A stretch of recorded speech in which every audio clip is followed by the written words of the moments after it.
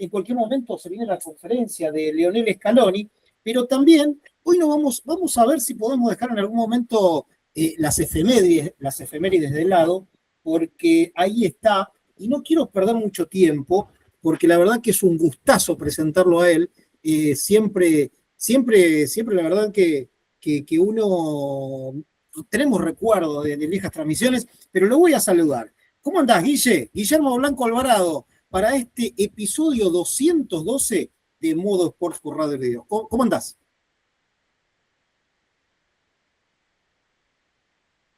A ver, lo tengo ahí, pero lo tengo sin micrófono. Pero bueno, Mauro, mientras esperamos ahí a Guille, eh, ¿cómo estás viendo este mundial? Porque la verdad que nosotros en los capítulos que tuvimos anteriormente, ahí está. A ver, Guille, ¿me Sí, escuchás?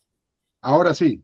Ahí está, Guille, mira, te hice todo un prólogo, pero bueno, estas son las cosas de la tecnología, ¿viste? Porque uno tiene que apretar un botonito, otro botonito, y es complicado a veces. ¿Cómo andás, Guille? Bien, bien, Juan Carlos, ¿cómo estás vos? Todo bien. Ahí también, obviamente, lo tenemos a Mauro, que fue a la presentación del libro y la verdad que también es parte del programa. Así que salúdense. Hola, ¿cómo estás? ¿Qué tal, Guillermo? Aquí analizando con Juan, justo nos preguntaba cómo estás viendo el Mundial, este cierre de la fase de grupos. ¿Qué te pareció este Mundial de 3 sedes por primera vez en la historia? Bueno, esa es una de las cosas en principio que no me gustan del Mundial, ¿no? Lo de las 3 sedes, que además dentro de 4 años van a ser 6. Sí, es verdad. eh, Sí. Así que me parece cada vez más difícil, más complicado. eh, pero, pero hay muchas cosas, podría hablar muchas cosas que no me gustan del Mundial, ¿no? El tema de las 3 sedes, de los 48 equipos.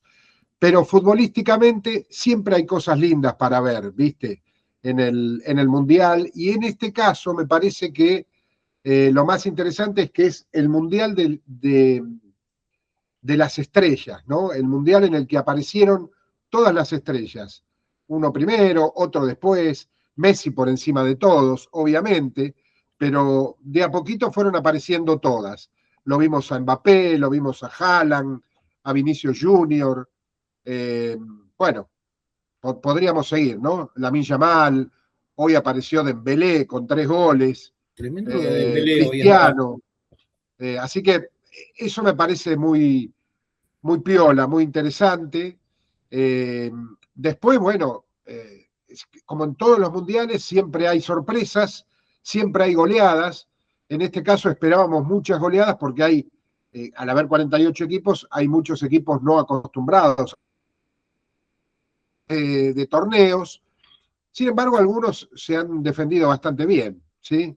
Hemos visto algunos de estos equipos que pensábamos que los iban a golear en todos los partidos, sacar buenos resultados, como por ejemplo Cabo Verde, y otros que no. Pero bueno, nada, un montón de cosas. La verdad que los mundiales siempre nos dan la posibilidad de a los que nos gusta el fútbol, de analizar un montón de cosas, de ver qué pasa en otros lados, cómo evolucionan ciertos equipos.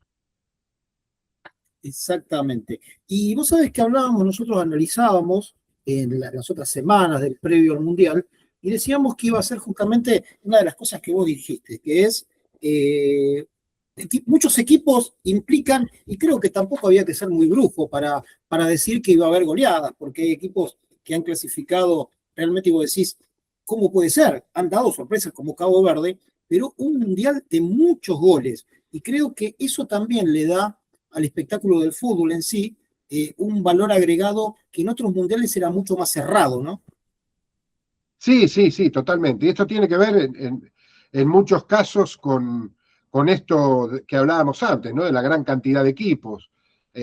Vos pensás que yo el primer mundial que yo vi, siendo pibe, ¿no? Pero que vi, que disfruté, que me acuerdo de todos los partidos, el mundial del 74, el mundial de Alemania. Sí. Es un mundial de 16 equipos. El de Argentina 78 es otro mundial de 16 equipos. Entonces, también había equipos que iban a ser goleados. Por ejemplo, en el caso del Mundial 74, dos equipos que han vuelto a jugar un mundial este año, después de 52 años, como son los casos de Haití y República Democrática de Congo, que en aquella época se llamaba Zaire. Esos equipos en ese mundial, en el 74, recibieron 7 y 9 goles. Yugoslavia le ganó 9-0 a Zaire y Polonia le hizo 7 a Haití. Sí, sí. Pero eran 16 equipos, entonces el fútbol, digamos, de África, de Asia y de Centroamérica no estaba tan desarrollado. Sin embargo, Túnez, por ejemplo, le ganó a México en ese mundial. Entonces, esto se va repitiendo a lo largo de los años. Alguna sorpresa, algún equipo que queda a mitad de camino, y después algunas goleadas. Yo creo que yo pensaba antes de comenzar el mundial, que hay 6 equipos que vienen en crecimiento permanente, ¿no? Que eran equipos que podían ser goleados en otras épocas o que no clasificaban para el mundial y que ahora clasifican en todos los mundiales y además han dado un paso adelante. Hoy no son los últimos, sino que pueden pelearle a cualquiera. Esos equipos son Japón, Corea del Sur, Marruecos, por supuesto, Estados Unidos, Australia y Ecuador. Esos 6 equipos llevan años compitiendo y dando sorpresas. Por supuesto que en algunos torneos andan mejor que en otros, pero bueno, en definitiva, fíjate que Ecuador era el equipo de estos 6 que peor arrancó, mejor dicho, el que uno dijo, bueno, este se va a quedar afuera, y sin embargo dio la sorpresa y le ganó a Alemania. Son todos equipos que pueden dar una sorpresa. Nosotros hemos sufrido con Australia, por ejemplo, en el Mundial pasado, hasta la última jugada. Japón ya le ha ganado a Alemania, Corea del Sur fue semifinalista, Marruecos también llegó a una semifinal, Estados Unidos ganó, viene jugando muy bien, aunque el último partido lo perdió, pero es un equipo que también viene evolucionando. Así que esa es otra de las cosas que me parece interesante de este mundial. Y antes de darle paso a Mauro, eh, cuánta razón tenía el doctor Vilardo, ¿no? En aquel momento que hablaba del fútbol africano, y la verdad que Marruecos, si bien está muy cerca de Europa, pero creo que el fútbol africano va de a poco perdiendo esa torpeza que se veía, son un poco más técnicos, si bien todavía tienen ciertas cuestiones que son, creo que hasta lógicas, pero van mejorando mucho, como bien decías vos. Y cuánta razón tenía el doctor Vilardo en eso, ¿no? Sí, en principio yo creo que tenemos que dividir al fútbol africano en lo que es África negra y lo que es la África, digamos, musulmana o árabe, ¿no? Por un lado Marruecos, Argelia, Egipto, Túnez, y del otro lado Camerún, Nigeria, Ghana, Senegal, Costa de Marfil, lo que es África Central, África negra. Me parece que son estilos distintos, son mucho más físicos los de África Central, pero una de las cosas que ha hecho que estos equipos no sean tan ingenuos como parecían al principio, que vos los veías que corrían, que físicamente estaban bien, que tenían técnica, pero que cometían errores muy infantiles por ahí. Uno de las cuestiones por lo que esto ha cambiado es porque todos estos muchachos juegan en Europa. Entonces, bien o mal, algunos son titulares y son figuras, otros son parte del plantel, pero ya el hecho de jugar, poner en Portugal, en Bélgica, en Holanda, ni hablar de las ligas más fuertes, los hace entrar en una competencia en la que no podés tener ese tipo de descuido. Por supuesto que las ligas africanas son menores, de hecho hay muy pocos jugadores de las ligas africanas jugando en estos equipos, y me parece que ese es uno de los temas por los cuales la cosa se ha emparejado.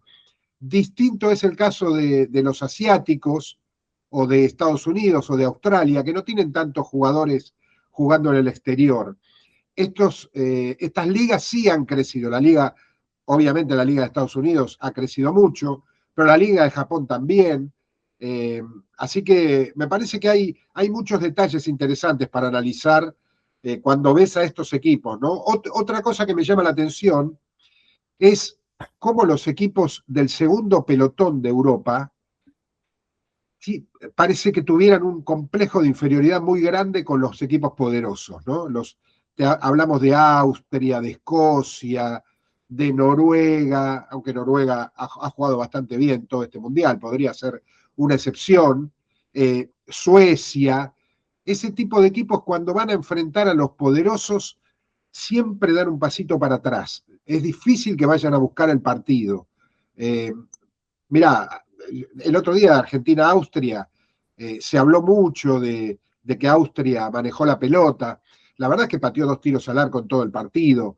Me da la sensación de que Argentina de alguna manera lo controló, que no tuvo una noche muy inspirada, sobre todo el mediocampo, como para manejar la pelota, y entonces la termina ganando Austria la pelota, pero no es que fue un equipo que salió a atacarlo a Argentina. Ese tipo de equipos no salen a atacarte, tampoco a Brasil, ni a España, ni a Francia, ni a Alemania. Y ese es otro dato interesante de los últimos años, que no sé si es de toda la vida, porque claro, las potencias van cambiando. España no era potencia. Yo te hablaba del Mundial 74 y España no clasificó al Mundial 74. Te hablaba del Mundial 78 y España quedó eliminado en primera vuelta. Y si vas más para atrás, Hungría era una potencia y Holanda no existía a nivel fútbol internacional. Entonces eso va cambiando. Portugal también es un equipo que jugó el Mundial del 66, su primer Mundial fue en el 66 y después pasaron, no sé, 20 años para que volviera a jugar un segundo Mundial. Entonces, eso va cambiando, ¿no? Pero bueno, me parece que ese es otro detalle interesante. Ahorita. Bien, Guillermo, tomando en cuenta esto que decías, cómo va cambiando todo, cómo van cambiando los mundiales de los 16 equipos a hoy 48, las 3 sedes. También este mundial tiene la particularidad de lo que es el tiempo de hidratación, los 8 mejores terceros, que va un poco también afectando el juego. Algunos equipos, algunas selecciones jugaron con el resultado opuesto respecto a lo que es, bueno, en un empate nos favorece a las dos naciones para clasificar, como te decía, el tiempo de hidratación, que parte ya a cada 45 minutos en 4 cuartos. Digo, va cambiando un poco el juego a lo que estamos acostumbrados, a la esencia propia del fútbol. ¿Cómo crees que afecta esto en este mundial? ¿Cómo lo viste en esta fase de grupos? Bueno, respecto de, viste que hay un cambio de reglas, en los cuales me parece que algunas de las cosas que se intentan establecer a partir de este mundial son interesantes, el tema de contar el tiempo en los cambios, en los saques de arco, en los laterales, me parece bueno porque se gasta mucho tiempo en eso. Todo se solucionaría con el tiempo neto, ¿no? Con que se jugara tiempo neto. Pero mientras esto no suceda, hay que tratar de evitar esas trampas, ¿no? De perder tanto tiempo en hacer un cambio, los jugadores que salen caminando y se bajan las medias a 2 metros de la línea de cal para perder más tiempo. Así que hay algunas reglas que me parecen interesantes. Hay 2 que no me gustan, que son básicamente el tiempo, ¿cómo es? El hydration break, el tiempo de hidratación. Me parece que es algo que debería ser consensuado con los capitanes, decir a los capitanes, ustedes quieren que lo hagamos, si se ponen de acuerdo se hace, y si no se ponen de acuerdo lo decide el árbitro. Pero ya llevarnos a 4 cuartos, sobre todo teniendo en cuenta que no son exactos los 4 cuartos, es decir, el árbitro para el partido cuando puede. El otro día hubo un partido que en el segundo tiempo el cooling break tardó hasta el minuto 27 porque la pelota no salía. Entonces, eso no me gusta, por lo menos no que sea de manera obligatoria. La otra regla que no me gusta es la de la tapada de boca para que conlleve una expulsión, digamos, ¿no? Cuando no se puede saber qué fue lo que dijo el jugador, porque está claro que cuando uno se tapa la boca en medio de una discusión está teniendo algún tipo de agresión. Pero una cosa, hay distintos tipos de agresión y no me parece que todas merezcan la tarjeta roja, aunque entiendo por qué se hace, ¿no? Entiendo por qué se hace. Respecto de el tema del desempate olímpico, es algo que va a haber que analizarlo más, va a haber que dejar pasar algunos torneos más, porque pasa que, bueno, que vos con la misma, digamos, hay momentos en los que vos ya sabés que no vas a clasificar, hagas lo que hagas, aunque ganes por 40 goles, porque empatarías el lugar con un equipo que te ganó. Entonces yo entiendo por qué se hace. Lo que se está buscando es precisamente eso, que no pase lo que pasó hoy con Senegal, por ejemplo, que Claro. le hizo 5 goles a Irak cuando nadie le había hecho 5 goles a Irak. Entonces, si hubiera sido diferencia de gol, que lo va a ser definitivamente, porque además ese es el otro problema que tiene el desempate olímpico en este mundial al menos, y es que sirve para definir las posiciones en una zona, pero como hay que ver mejores terceros, para eso no se usa, no se puede usar, obviamente. Entonces ahí va la diferencia de gol. Es buena esa, ¿eh? Es buena porque yo no lo había pensado, mirá, porque es verdad, no es, se va con el mismo criterio. Y la verdad es que deberíamos unificar el criterio, es verdad, es muy cierto. Después dice, de los equipos, ¿viste algo? Yo creo que no vimos ninguno, ¿no? Pero eh, alguna novedad táctica, alguna novedad en la cual yo creo que se va a empezar a ver ahora. Creo que muchos de los equipos más importantes, sacando Francia, que hoy la verdad que yo creo que es tremendo. Hoy lo vi el partido contra Noruega y a veces la táctica eh, está por debajo del nivel individual, pero bueno, tácticamente muchos de los equipos ganan. Pero ¿has visto alguna novedad táctica respecto a este mundial? Yo creo que los equipos se van a ir, va a ir mostrando sus dientes más ahora. Sí, la verdad es que no. Los dibujos son los mismos. Sí. Se juega 4-4-2, 4-2-3-1, 4-3-3, no sale de ahí. Hubo algún equipo que jugó con enganche clásico que fue. Cosa que se está terminando, ¿verdad? ¿Cómo? Cosa que se está terminando, el Cosa que se enganche está clásico. terminando, sí. Digamos, con el 4-2-3-1 se puede jugar con enganche, es un lindo esquema, a mí me gusta. Pero lo que yo estoy notando de un tiempo a esta parte es que de a poquito van dejando de darle importancia a los laterales, a los marcadores laterales. Yo te diría que hasta este último torneo, por lo menos en el fútbol argentino, un poco menos en Europa, pero viene de Europa, porque todo generalmente viene de Europa, los laterales eran jugadores muy útiles en ataque. De hecho, hay técnicos que prefieren laterales que pasen bien al ataque, aunque den ventajas en la marca.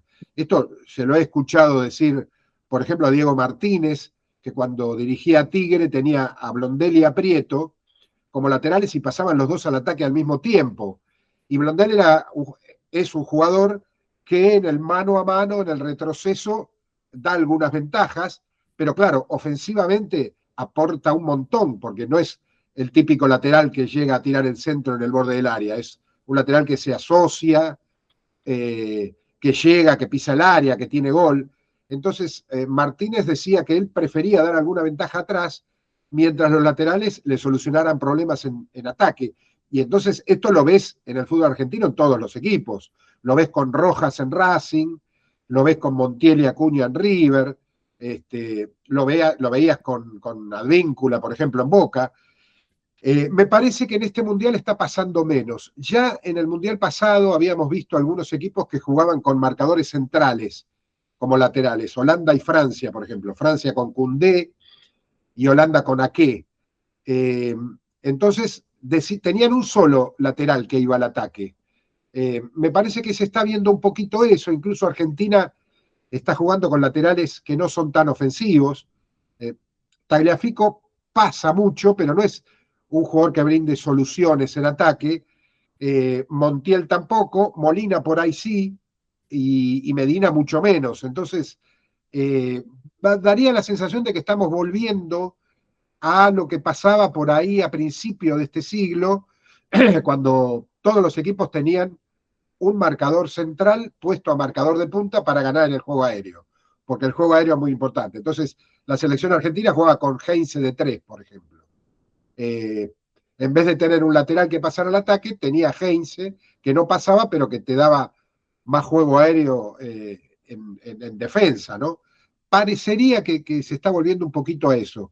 El lateral pasaba a ser, el marcador lateral, el marcador de punta pasaba a ser una pieza muy importante en ataque, y me parece que ahora no. Si vos te fijás, Sí, es no, verdad, lo no vi. hay, salvo, Sí, sí. salvo en el caso de esos tipos que son monstruos, como Hakimi, por Te ejemplo, ¿no? estaba por decir justamente que creo que es la excepción a esto, Hakimi en Marruecos. Sí, señor. Sí, Hakimi y los de Portugal, ¿no? Yo, Cancelo y Nuno Méndez.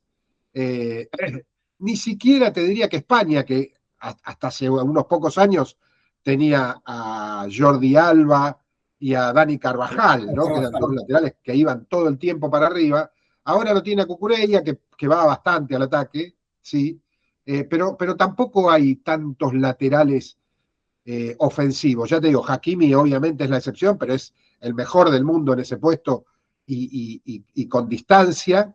Y bueno, y después los de Portugal, sí, los dos laterales de Portugal pasan mucho y pasan muy bien. Pero bueno, es lo único que vi por ahora que me llamó un poquito la atención. Mauro. Bien, por último, para ir cerrando esta primera tanda, Guille, ya metiéndonos en la selección argentina, en tu opinión, ¿cómo prepararías el partido de mañana? Se especula mucho con la rotación, con que Messi descanse. Creo que Scaloni está también evaluando hasta último momento si lo incluye desde el inicio, si le da descanso. ¿Vos qué pensás para el partido de mañana? Que con una Argentina ya clasificado tiene la oportunidad de darle un descanso y también probar a aquellos jugadores que se están recuperando o que pueden tener algunos primeros minutos en el Mundial. Sí, partiendo de la base de que yo no me siento capacitado para discutirle a Scaloni la decisión que tome, la verdad es que yo los haría descansar a todos, principalmente a Messi. A Messi no lo haría ni subir una escalera por las dudas, no lo pondría ni un minuto. A Dibu Martínez no lo pondría tampoco. O sea, hay que tener en cuenta que hay un montón de jugadores que vinieron tocados al Mundial. Entonces, en algunos casos, sí les puede venir bien recuperar ritmo de fútbol a Julián Álvarez, a Paredes, a Tagliafico, que jugaron poco en los primeros partidos, pero la verdad es que yo pondría todos los suplentes que pudiera, sabiendo que aunque pierdas 14-0, estás clasificado en primer lugar, y además Argentina no va a perder. Poniendo suplentes, Argentina es una selección infinitamente superior a la de Jordania, así que no debería ni siquiera preocupar el resultado de ese partido. Pero bueno, por supuesto que, como te dije antes, ¿no? El que toma las decisiones es Scaloni. Nadie le puede discutir a Scaloni las decisiones que ha tomado porque han sido siempre las mejores. Así que bueno, ya te digo, fundamentalmente a Messi, que también vino un poco tocado, que tiene 39 años y que tiene que jugar 8 partidos. Recordemos que es un partido más que en los mundiales anteriores. Eh, y entonces esto que sorprende al mundo y por ahí a nosotros también, porque a Messi lo estábamos viendo jugar en una liga que tiene menos exigencia, evidentemente, como es la norteamericana. Verlo en estos dos partidos en el nivel que estuvo Messi nos sorprende, pero hay que tener en cuenta que distinta va a ser la cosa cuando haya que enfrentar a rivales más serios, y entonces lo ideal es tenerlo 100% a Messi. Bueno, Guille, mira, nos vamos a tomar el atrevimiento unos minutos más, ya estamos, son 19 horas 32 minutos, pero háblame un poquito porque la verdad que es un gustazo, tan claro en los conceptos de lo que es el juego y de lo que es la historia, porque a veces sacaste muchísima historia y eso está espectacular. Bueno, el libro, contame un poquito de tu libro, contame un poquito de tu historia para que la gente también aquí en Radio Bríos pueda conocerte. Ese libro que fuimos a ver con esta historia de Memphis, mucha historia de Memphis la blusera. Sí, qué lástima que no está la imagen, así lo mostraba el libro. Eh, Mirá, la verdad que estoy muy contento con el libro. El libro se llama Lo único importante, la fantástica historia de Memphis la blusera.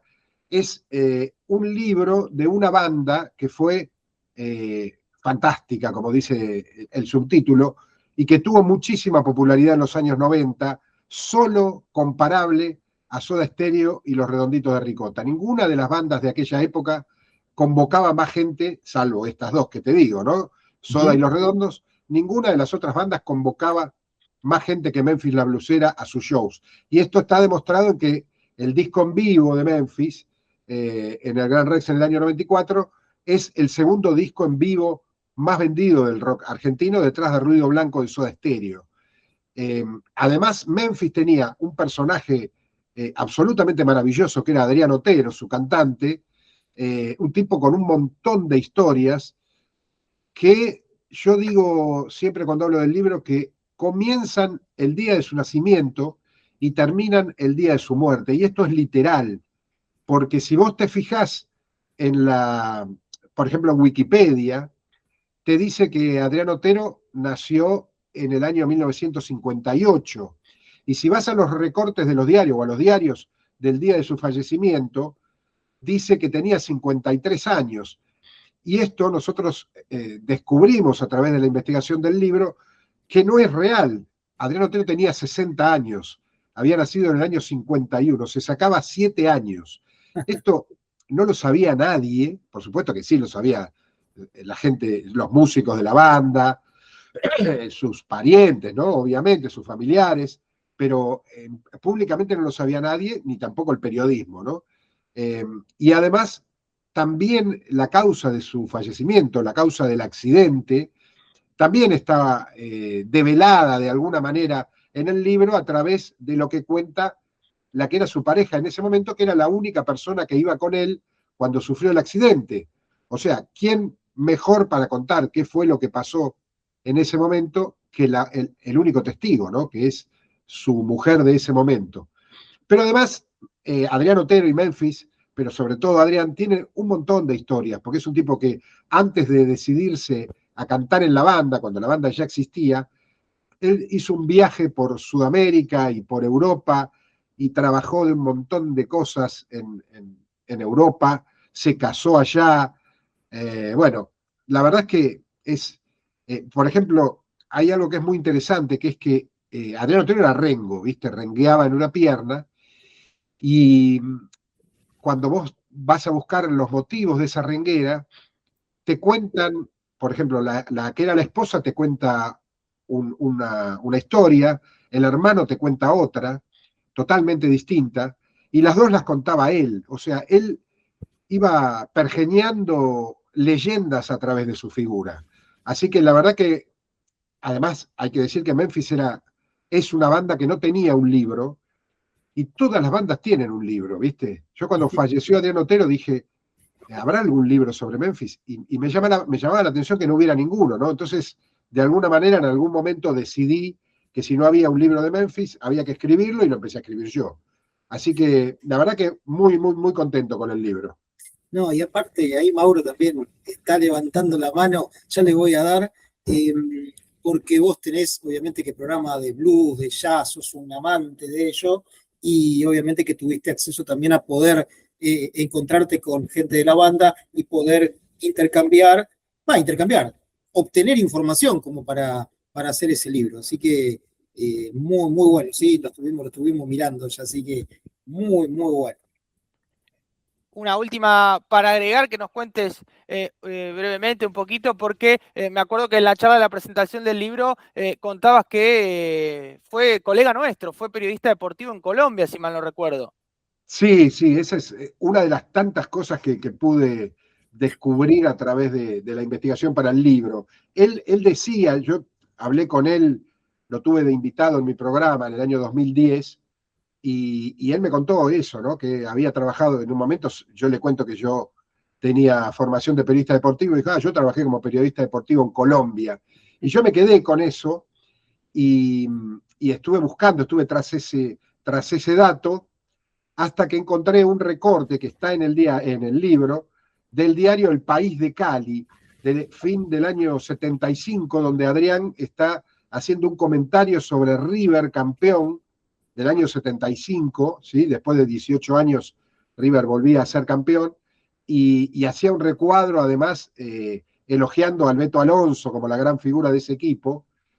Así que ahí pude comprobar que lo que contaba era cierto, porque esto que te digo de que tiene dos historias por ejemplo, del accidente que provocó Surrenguera, hacen que uno empiece a dudar, ¿viste? Vos decís, ¿será verdad? ¿Cuál de estas dos es verdad? ¿Será verdad Claro. que hizo esto? ¿Será verdad que hizo lo otro? Él dice que fue estibador, por ejemplo, pero que en Europa trabajó, por ejemplo, haciendo pizzas en Alemania, pero con el show que hacen, ¿viste? Los pizzeros revoleando la masa y todo eso. Bueno, él lo hacía como si fuera un pizzero italiano, siendo argentino, en Hamburgo, en Alemania. En Alemania cantó folclore andino. Entonces uno empieza a dudar por ahí, si, viste que hay gente que le gusta, digamos, adornar un poco su leyenda. Pero bueno, cada vez que nos íbamos a buscar alguna información la encontrábamos, ¿viste? Esto del periodista deportivo en Colombia lo encontramos, así que ¿por qué dudar del resto de las historias que contaba Adrián? Buenísimo, Guille.